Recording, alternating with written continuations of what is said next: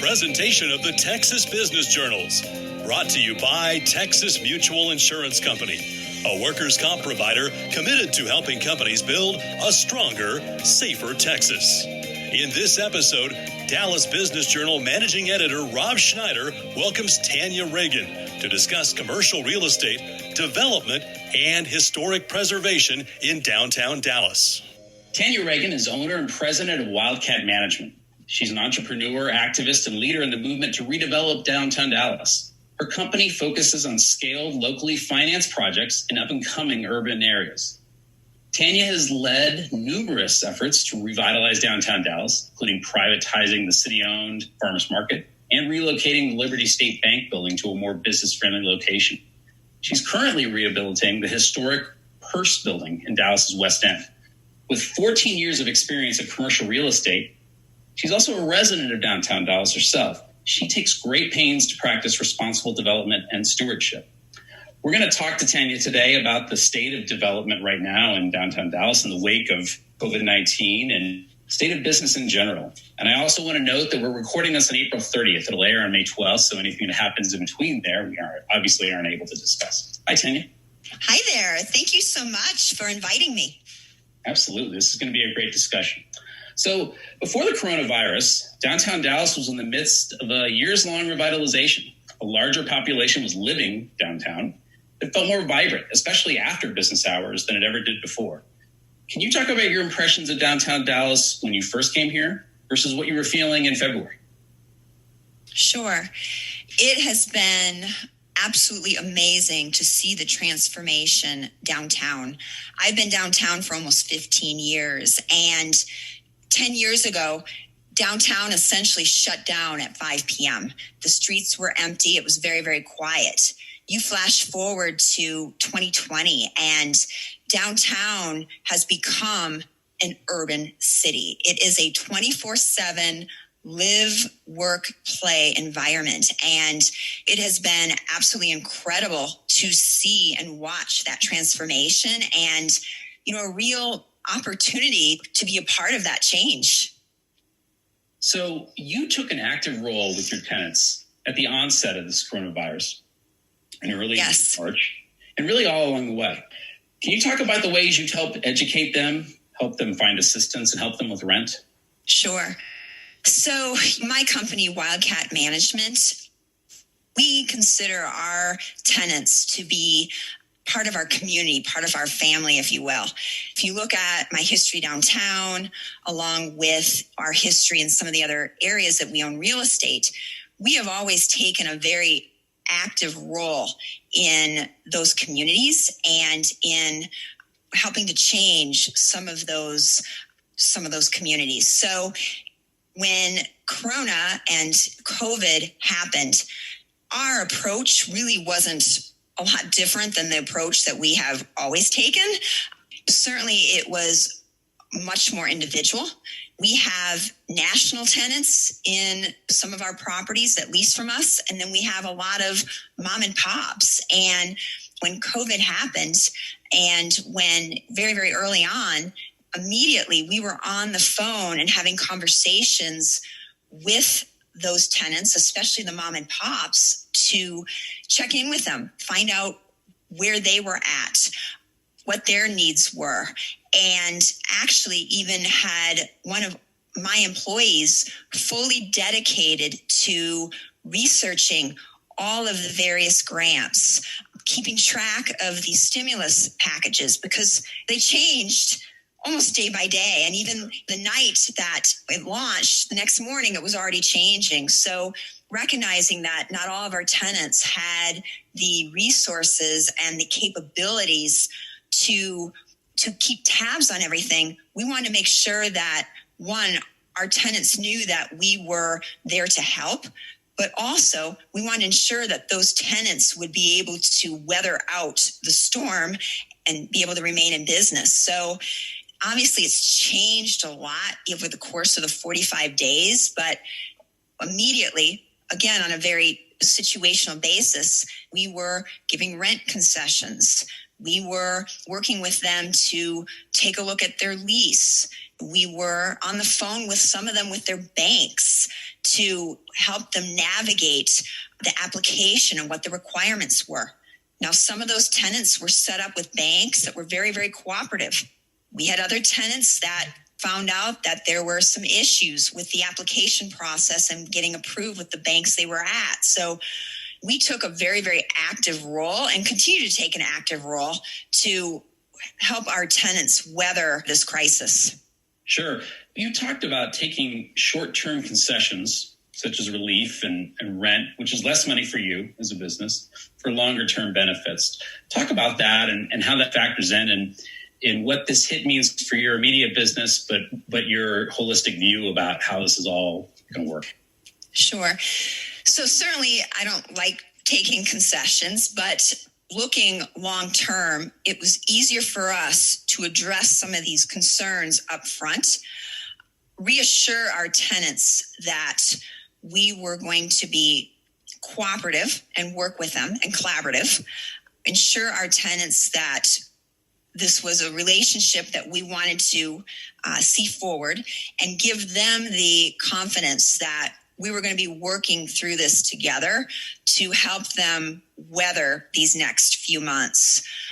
Very, very case by case basis with the tenants, but we are always very, very intentional when we lease our properties, especially when we're working with mom and pops or local businesses, that they are the right fit for that neighborhood. They're the right fit for that project. So we take great steps to look for the right people and the right businesses. And it's very, very important to me and our company that going into COVID, we were able to work with those tenants. Now, it's hard right now, today, April 30th, to know what the future looks like. Certainly, I'm very optimistic after Governor Abbott's announcement earlier this week. Have certainly already seen a little bit of a shift. We're very diversified with some of our types of tenants.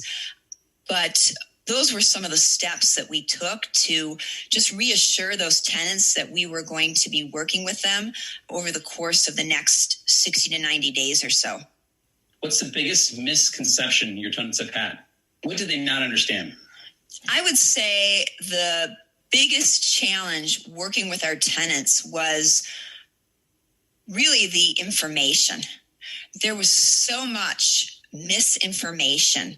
Even the emails they were getting and some of the sites they were looking at, they weren't real, or they were getting misinformation, or information was changing. You know, not all these tenants had the resources, whether it was accountants or attorneys or even banking relationships, quite frankly, to assess what some of the next steps would be. I think this certainly revealed a lot of cracks in some of their businesses of just how ready they would be, you know, if something shifted in their business. But again, you know, having someone dedicated in my office to research grants, research loans, every change that we could try to monitor, try to track, we were really pushing to keep on top of it so that we could work with our tenants in whatever way we could to help them through the process. Really, so this has been about a month and a half process that you all have gone through. What mistakes did you make from the start? What have you learned along the way in this process, working with your tenants? What have I learned along the way? I feel like we were pretty prepared, and I'm a little cautious in saying that because you're never prepared for one day things to be going great and the next day on a pause. But certainly we've weathered storms before. Myself personally, I worked for a consulting company in 2001, and my clients were banking and retail. After September 11th, things changed overnight. In the oil and gas business, we were very, very heavy in that space. And then 2008, overnight, leasing activity, 20,000 an acre to 2,000 an acre, like that. Certainly 2016, July 7th, with what happened downtown with the shooting.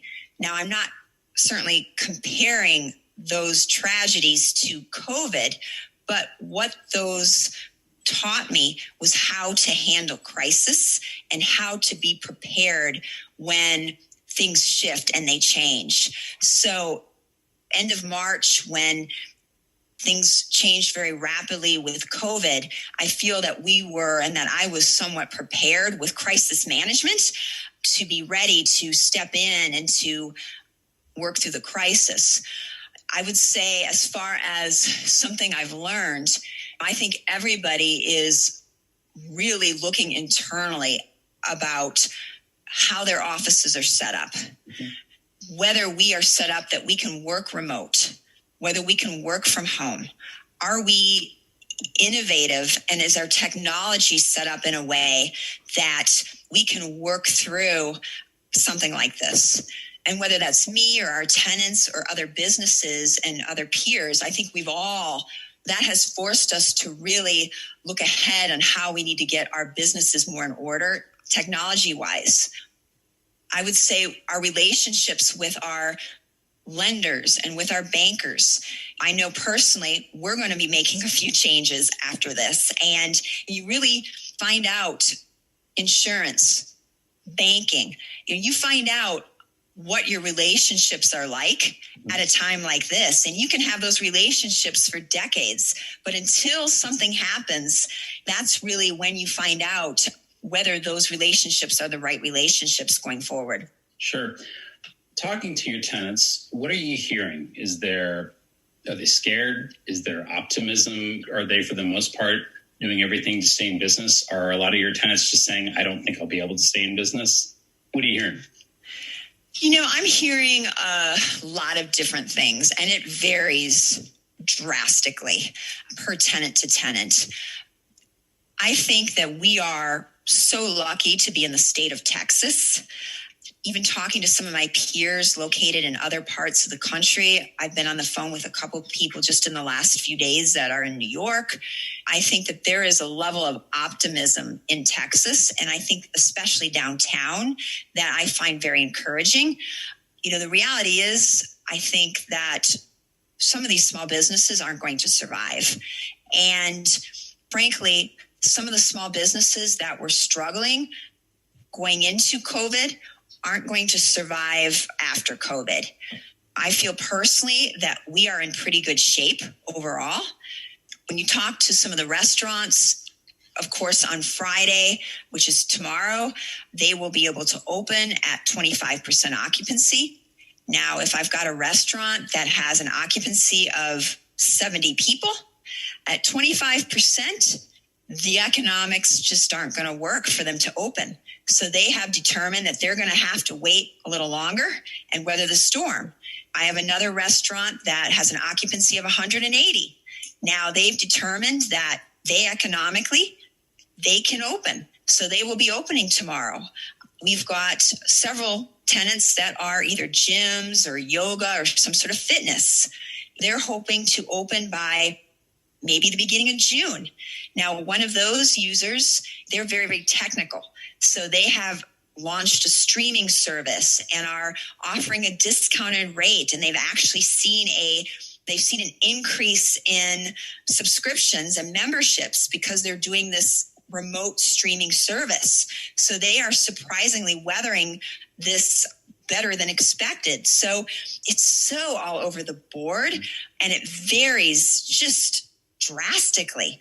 But overall, right now today, I still feel like there is overall pretty optimistic, considering I think there's more concern over what lies ahead. Again, Governor Abbott on Monday announced that he's taking this phased approach. Tomorrow, we're about to find out. Next week, we're going to find out further. And providing things continue to open and people go out, I think that we'll get through this. Really, when we're going to find out is over the next 90 days. Sure. What about this process is going to make you a better developer, better landlord going forward? I would say the last 45 days definitely makes you reflective, right? February, we were rocking and rolling. I mean, everything was great. Things were clicking. Leasing activity was great. We had a large user for one of our projects, and things couldn't have been going better. Now you flash forward and it's sort of back to the drawing board. We're preparing to ramp back up. I'm looking at early next year, some projects that I had in the queue to begin first part of next year and ramp down end of this year. Some of our other projects, we're actually going to be pushing those out to 2021. I think that this has definitely made me step back, certainly reflect on necessities, certainly look at some of our overhead, some of our operating expenses. What do we really need? What do we not need? Where things stood in the queue, maybe shuffling some of those things, even just to get a breather, frankly, to get organized. We were going at 100 miles per hour. Now we've been going at 10, and it definitely affects the psyche because you're stepping back and evaluating everything. And it's a tough pill to swallow, but fortunately, overall, we're pretty conservative. We have the capital to weather this, and we'll start fresh and we'll start ramping up again early next year. That's sort of where we're at from Wildcat Management. We're fortunate that we're diversified. We have a venture capital division, we have a real estate division, and we have an oil and gas division. Now, the oil and gas is in the tanks. We actually have a well that went online the third week of March, which couldn't have been more horrible, and it's been shut in and it's tough to weather. Sure. We're in the process with our project in the West End, the historic Purse building. We had a user going in that we had a letter of intent, and we were working out all the details to try to get them in by the end of the year. That's on pause. That's a tough pill to swallow. Sure. From a venture capital standpoint, we're involved with some investments that have done surprisingly well. We're involved with an investment that is one of a handful that have a product that is out on the front lines to battle COVID. It's called Cytodyne, and it's in the emergency rooms, and they're using this medicine to help folks that are struggling to survive the COVID. So it's pretty ironic. It was actually an HIV and a cancer drug that they've converted to use for COVID. So fortunately, we're diversified and we'll weather it, but certainly makes you shuffle. Sure. In February 2020, before this all hit Dallas, what was the real estate outlook for you that you thought for downtown Dallas and North Texas? Was that different than what your peers thought?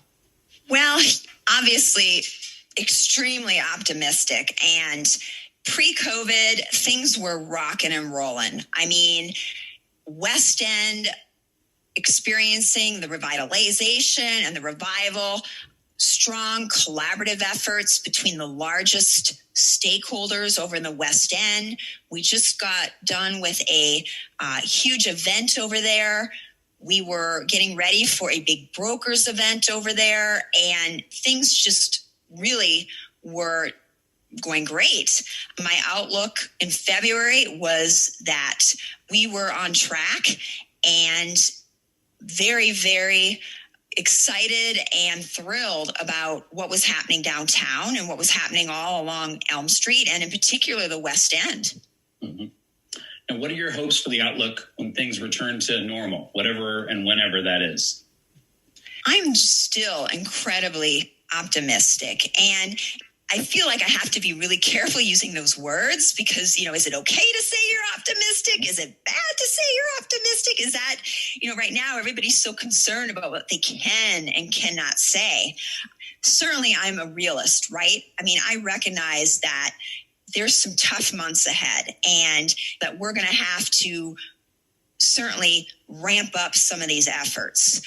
I recognize that, but all that aside, I am still incredibly optimistic about downtown Dallas, and there is no place that I would rather be than here in Texas. And if I've learned anything over the last 10 years, it is how resilient downtown is, how resilient the business owners, the restaurants, certainly the folks that live, work, and play here, and even the last 30 days, the efforts to get out and to support small businesses, the campaigns that have taken place with Downtown Dallas Inc. and with Visit Dallas and with the other organizations that are tapped into the downtown Dallas community, encouraging folks to get takeout and to support the small businesses.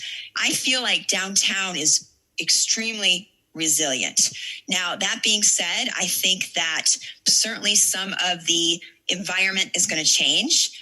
How the office market is going to look in the next 12 months with the work from home and with the changing in behaviors, yeah, I think it's going to look different.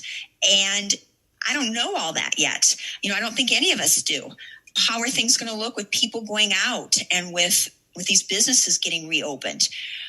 Certainly, they're going to look different in the next immediate few months, but I think the live, work, play element of downtown with the folks that live down here, that's just their lifestyle. They're going to get out and support those businesses that reopen. As far as the collaborative efforts for the West End and for some of the other neighborhoods downtown, I feel very fortunate. We've got Crescent, we've got Lincoln, we've got Granite, and we've got an extremely collaborative group in the West End that have made some very, very large investments. And we've been keeping in close communication over the last 45 days. And those collaborations aren't going to change. And going into COVID in the West End, we had some very strong and community projects and initiatives in place for the summer. Certainly all those are on pause, but I still see those happening going into next year. So things are going to be different when they come on market over the next few months, but those things, in my opinion, are still going to happen. They're just getting pushed out. Tanya Ragan joining Dallas Business Journal managing editor Rob Schneider. In our next segment, Ragan highlights her work on the historic Purse Building when Texas Business Minds continues.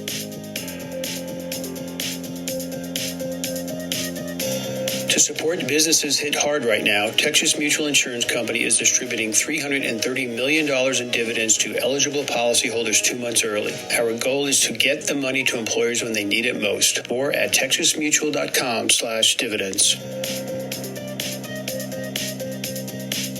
Continuing our conversation on Texas Business Minds as Dallas Business Journal managing editor Rob Schneider talks commercial real estate with Tanya Ragan, owner and president of Wildcat Management.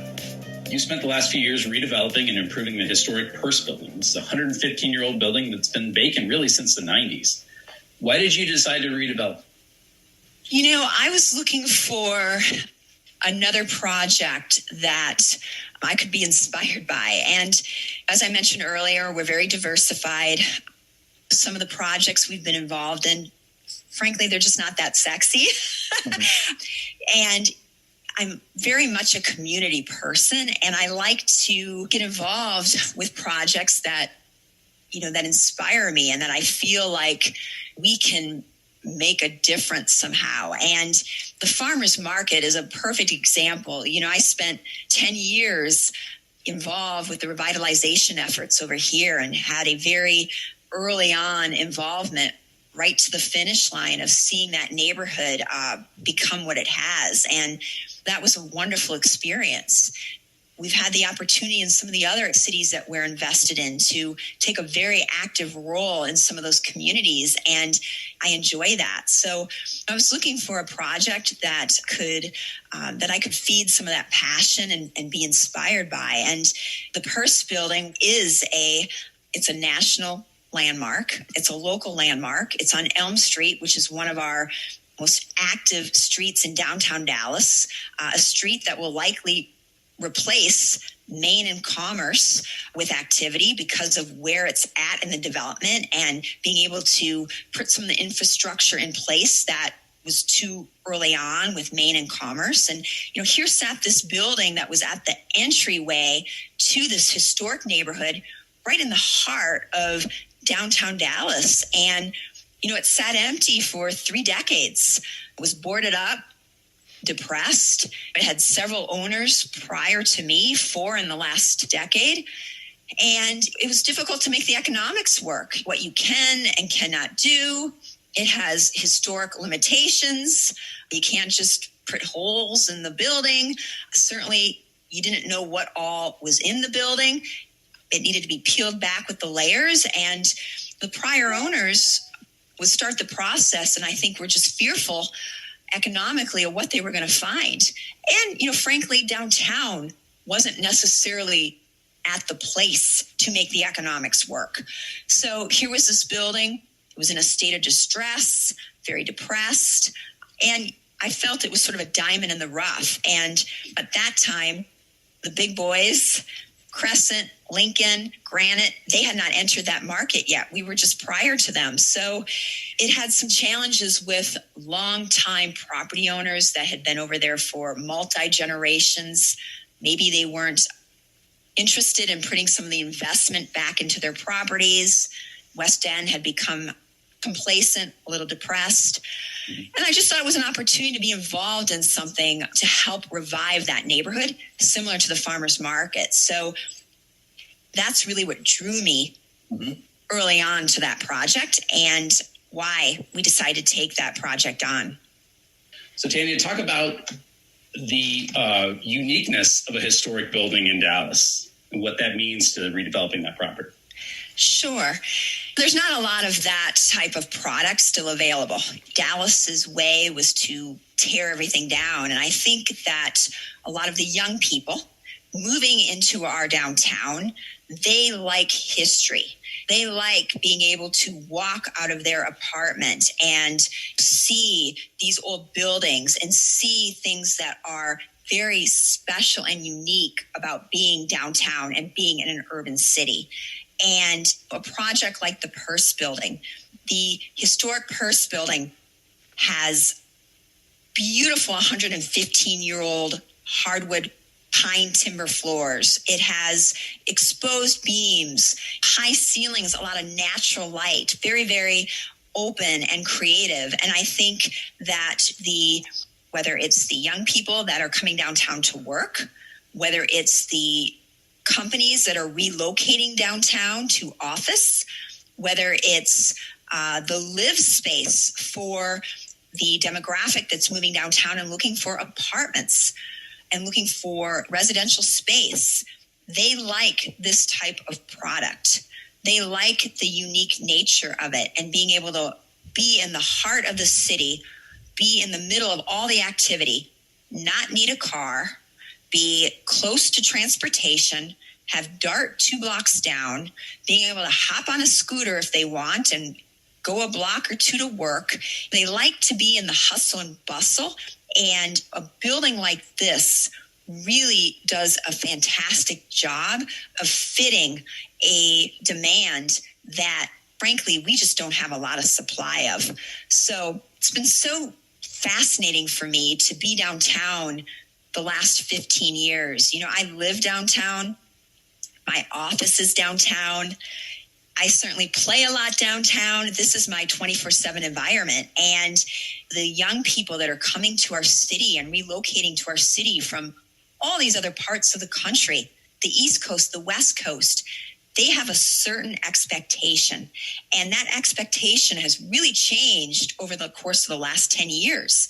But their expectation is that no car, walk out my door, things are happening, and I want to live and work in a space that is alive. And I think our downtown today has that. And a product like the Purse Building and several of the other buildings in the West End, we are really a neighborhood of downtown. And downtown, Central Business District, is made up of a lot of districts, but West End is really one of the few areas of downtown that really has a identifiable neighborhood. And I think that the Purse, along with the other buildings in that neighborhood, really, really fit a special product category that just is unique and doesn't exist in the other parts of downtown. So you've done a lot of restoring of that building from its original features, paint colors, wood floors, revealing timber columns. Dallas is not known for that. Dallas is the city that implodes historic buildings a lot of times. What made the economics work for you, or what made you say yes when others said no? Look, it's cheaper to tear stuff down and rebuild. And there's not a lot of historic buildings left downtown because most of the historical structures have been torn down. With this building, a few things made the economics work. Certainly the tax credits, both federal and state tax credits, help the economics work. The state of downtown, of where we're at today versus 10 years ago, from a rent rate perspective, whether you're looking at residential, whether you're looking at office, the rates work today that they didn't, frankly, 5 to 7 years ago. Certainly the cooperation with the city, whether that's with TIF money or with tax abatement, there's incentives that help that building work. But it's not like we can go in and add another 2 stories. There's some other things that, frankly, would have worked well for that building. But when you run the numbers, they didn't at that time. So, those were a few of the incentives that helped make that building work. The building is 65,000 square feet. It's 6 stories. The second through the 6th floor is office. The first floor is retail.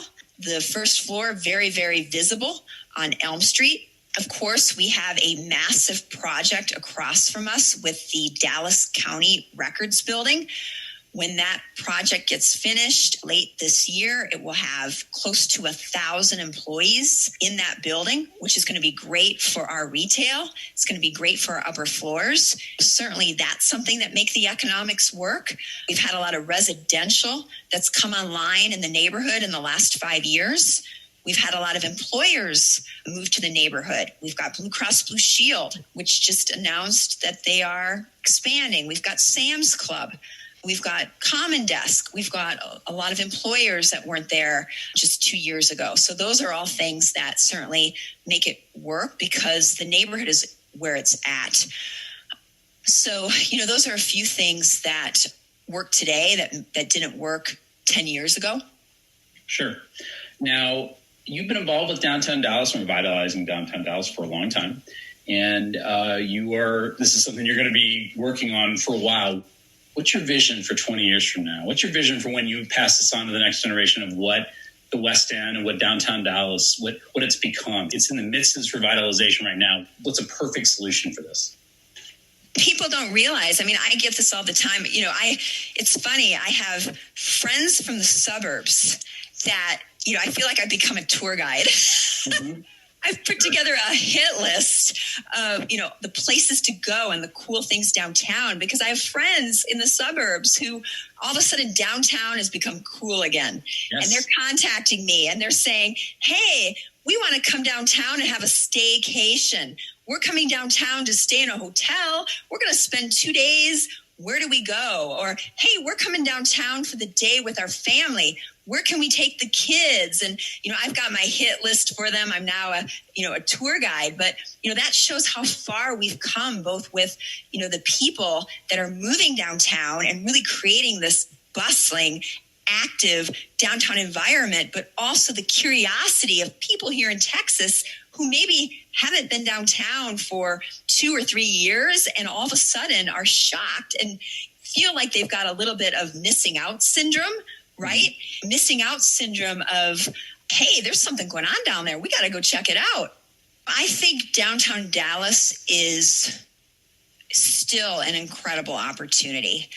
You look at the revival of urban cities across the country, and you look at where Dallas ranks within that mix, and where else in the country is there still available land at these prices in an urban core? It doesn't exist. And you can still enter the downtown market. And when you look at our downtown market, being able to buy land for $100 a foot or $120 a foot, right? where else in the country can you do that? And there's still a few available pockets downtown that are contiguous, especially on the southeastern side, right on the edge of downtown. Where else in the country, in an urban city, does that still exist? And what I think is going to change is, I'm very fortunate. I've been downtown for almost 15 years, and I've had the opportunity to be involved in the early stages. But projects like the historical Purse building and being able to acquire those type of buildings and those type of real estate holdings, I think is going to be extremely difficult. The direction that we have been going with the revival of downtown, folks are investing for 20, 30, 40 years down the road. And you look at even some of the transactions that took place, and I'm certainly talking February, January, late last year. You look at some of the transactions that were taking place. Those are groups that are looking at all the things that I just described and saying, hey, we need to be in this market. And, I'll give you an example of that. We've got a super graphic, a billboard on the side of the historic Purse building. And that was something that we went through the whole process. Downtown is very restricted on their number of billboards. There is a limit of how many is allowed. We went through the whole process over 18 months, and we were able to get approved a special sub-district to have a billboard on that wall. And because there had been signage on that wall previously and in the past. So when we started the process with the billboard, there was sort of an unknown of marketability, advertisement downtown, especially based on history. And what we found over the last 9 months with advertisers is they came in and they did an evaluation. They did an evaluation on vehicle traffic, on pedestrian traffic, on where that exposure is on Pacific and on Elm and on that side of downtown.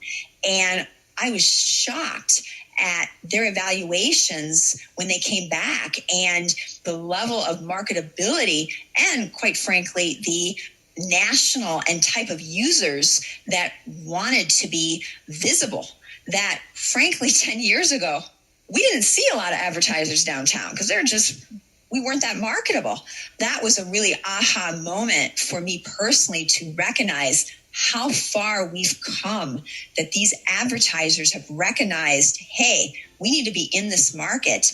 And hey, Dallas is now a top 10 city for advertisers. Now you take and you transfer that, or you look at that from the real estate perspective. It's the same exact idea that the investments that are made in downtown, I don't see those type of opportunities available in 20 years. I don't think they're going to exist. I still think that there's a window now, certainly because there's available land, but that's been changing rapidly. And I don't see those opportunities existing 20 years from now.